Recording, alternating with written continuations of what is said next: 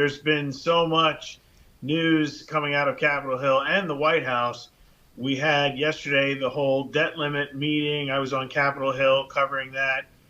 Speaker McCarthy has been focused on the debt limit and whether they can get some spending cuts in exchange for increasing the debt limit, which is now set at $31.4 trillion. So he was over at the White House meeting with President Biden for the first time about this issue as House Speaker.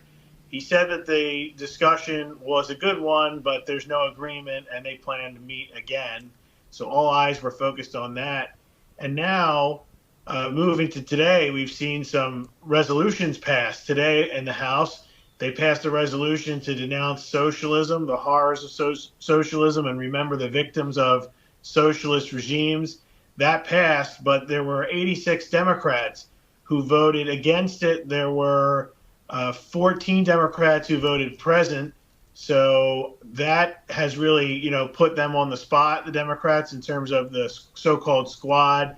They describe themselves as democratic socialists. They were voting against it. So that was a big story today. And then the other story also involves a bill that the formal vote was actually yesterday, but it's a bill called the Show Up Act, which would require the federal agencies to go back to the pre-pandemic telework levels. So they want to see more, at least the House Republicans want to see more federal employees back in the federal buildings that have been unoccupied for a long time during the pandemic. That was another big bill that passed. And then, of course, rounding out all the news coming out of Congress was the resolution to remove Congresswoman Omar from the House Foreign Relations Committee. That vote happened today, and it passed. And the Democrats are not happy about that. There were several speeches on the House floor from Democrats supporting Omar.